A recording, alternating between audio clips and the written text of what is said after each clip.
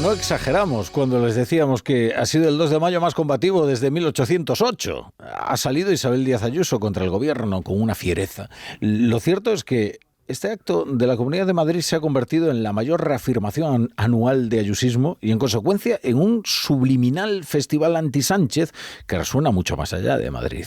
Los españoles siempre sentimos los ojos de nuestras madres y abuelas que desde alguna parte nos miran y nos recuerdan quién nos crió. A nosotros nadie nos encierra, nos apaga, ni nos deja en evidencia ante el mundo. Y jamás seremos crueles ni egoístas, ni indiferentes, ni cobardes. Bueno, ha habido alusiones aún más explícitas. En ninguna de ellas se refirió directamente a Pedro Sánchez, es decir, lo aludió, pero evidentemente en todo el discurso estaba implícito el sanchismo. Ya han escuchado, a nosotros nadie nos apaga. Se refirió también Isabel Díaz Ayuso al bochornoso apagón del pasado lunes. Bueno, la lluvia ha contribuido a dar la cita un aspecto aún más tormentoso. Este año no ha habido desfile militar, porque Defensa ha vetado ese tradicional desfile que solía cerrar los actos. Decía Díaz Ayuso que los madrileños están muy dolidos por la ausencia de sus Fuerzas Armadas y además decía que pronto volverán las Fuerzas Armadas a los actos del 2 de mayo. Tampoco ha habido escenas como aquella de Félix Bolaños, cuando le impidieron acceder a la tribuna de autoridades. Sencillamente no pudo verlas porque no ha sido invitado ningún representante del Gobierno de la Nación. Este año, el pueblo de Madrid está dolido y echa de menos a sus Fuerzas Armadas. Los madrileños quieren y admiran a su ejército, siempre con ellos en los malos y en los buenos momentos. Un cuerpo de élite querido y admirado en todo el mundo. Hombres y mujeres que dan su vida por la nuestra, sin importar momento o circunstancia. Bueno, ya han reconocido la melodía, ¿no?, que acompaña, ¿no?, que es en forma de adagio, la muerte no es el final, y las alusiones a las Fuerzas Armadas que no han estado porque Defensa ha vetado ese desfile, igual que luego la Comunidad de Madrid ha dejado de invitar a los representantes del Gobierno de la Nación. La celebración del 2 de mayo ha venido precedida de una batería de encuestas que habrán disparado la euforia en el Partido Popular de Madrid y, por el contrario, habrán subido en una cierta depresión a los partidos de la oposición, porque dicen esas encuestas, y lo dicen todas, que Ayuso aún rompe su techo y crece más. Más Madrid, también lo dicen todas, se hunde por el caso Errejón y el PSOE se tendría que conformar con eso, con el hundimiento de Más Madrid, que al menos le convertiría en segunda fuerza. Pero su candidato, que es el ministro Óscar López, es el que tiene peor consideración entre el electorado. Bueno, ya decíamos que en la sociología madrileña no iba a sentar bien que pusieran un paracaidista de la Moncloa como candidato a la presidencia de la Comunidad de Madrid. En fin, no hacía falta ser un fino analista político para entenderlo. Claro, el PSOE de Madrid tampoco ha ido al acto, en consecuencia Óscar López no ha estado. Si hubiera ido, en realidad ya habría estado representado al gobierno de alguna manera, porque Óscar López, aunque de transformación digital, es ministro. Ha hecho el PSOE un acto suyo, un acto bien humorado, como dice Óscar López. Eso quiere decir que ya no se ha referido a todos los ultras y todos los fachas, sí ha criticado el sectarismo, dice, de Ayuso. Hoy es un día de fiesta, hoy vamos a celebrar que es el día de todos los madrileños y de todas las madrileñas. Y por lo tanto, muy por encima del sectarismo ya conocido de Ayuso, hoy el Partido Socialista comparte con toda la sociedad en una fiesta bien humorada, en una fiesta abierta, en una fiesta moderna, en una fiesta como es Madrid. Todo lo contrario de ese sectarismo y de esa pequeñez al que nos tiene acostumbrado la señora Ayuso. Bueno, es verdad que los actos del 2 de mayo serán comentados sobre todo por el choque de instituciones y por las alusiones políticas directas, bueno, o indirectas, en el discurso de Isabel Díaz Ayuso, pero como cada año se han entregado las grandes cruces del 2 de mayo a 13 personalidades, instituciones y entidades sociales como reconocimiento a su solidaridad y trayectoria profesionales ejemplares. Entre los premiados, la cantante Maciel, el luchador Ilia Topuria, el piloto Jorge Martín, José Coronado, el actor José Coronado, o los profesionales madrileños que trabajaron en la DANA de la Comunidad Valenciana, y también a los profesionales del Centro Especializado de Atención Diurna para la ELA del Hospital Zendal. La Brújula. con La Torre.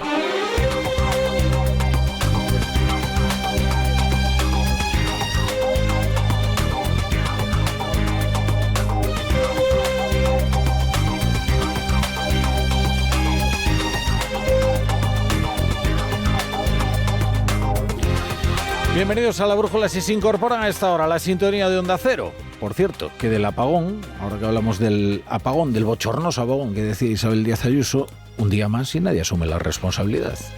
Y nadie ha pedido disculpas a los afectados. Y nadie se hace cargo de que hubo quien perdió la vida por distintas circunstancias. Y el gobierno sigue fingiendo que las explicaciones las tiene que recibir él, en lugar de ofrecerlas. Sigue pidiendo explicaciones y dice, llegaremos hasta el fondo de este asunto, ¿eh? Digo, hombre, pues no estaría mal tampoco que ofrecieran explicaciones, y ya lo que sería una cortesía es que ofrecieran unas disculpas, porque cada vez está más claro que ha sido un fallo sistémico en red eléctrica provocado por una composición suicida del mix lo que ha provocado la caída del suministro. Esto es lo que consideran la totalidad de los expertos independientes.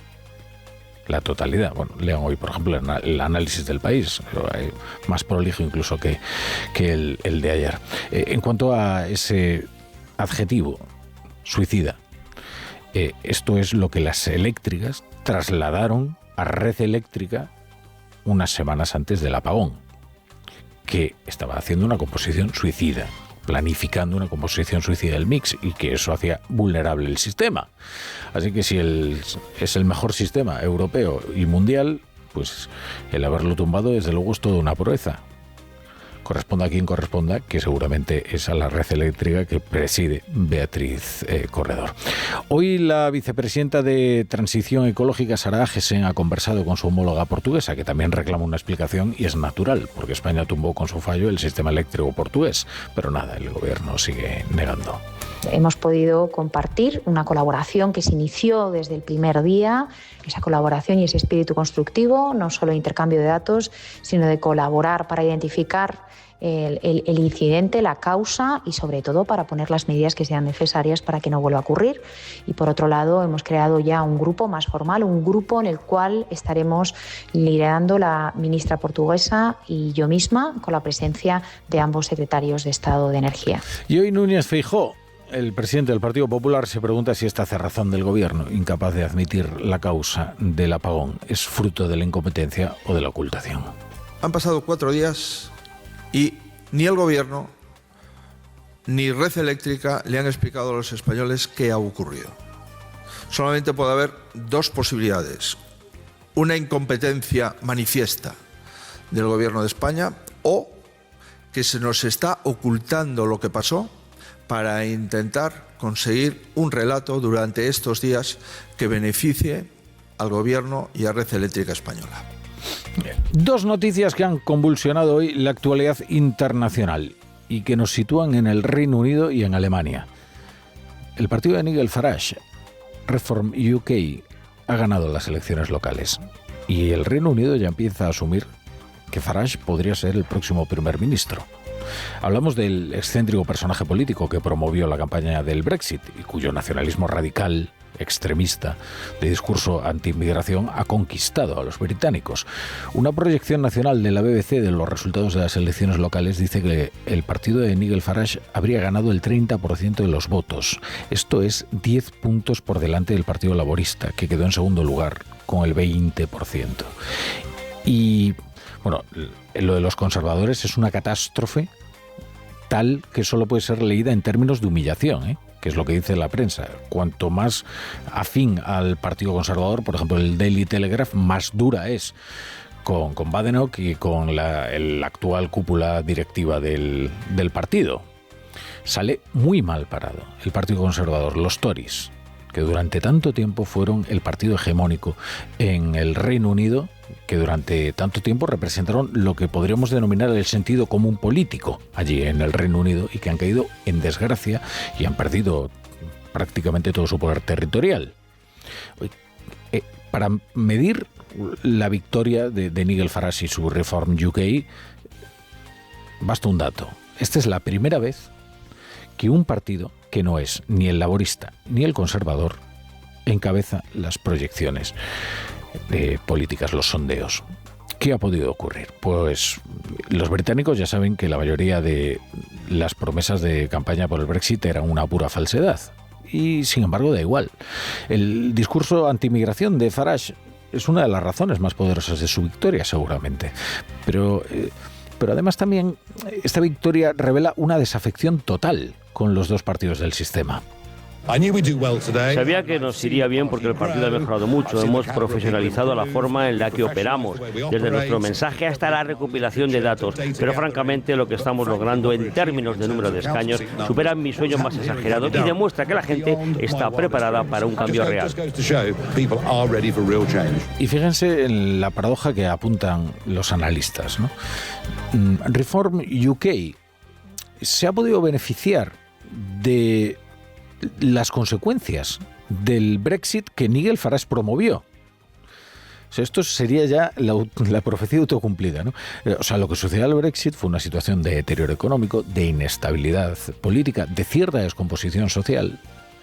Y en ese caldo de cultivo se fue cociendo la victoria de Reform UK, que fue quien promovió el referéndum del Brexit.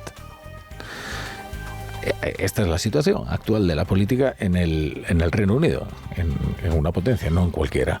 La otra sacudida política se ha producido en el motor de Europa, que es Alemania, donde los servicios de inteligencia han calificado de extremista a Alternativa para Alemania y aseguran que es incompatible con el orden democrático. Esto no es meramente declarativo, puede tener unas consecuencias. Desde luego no es todavía una ilegalización.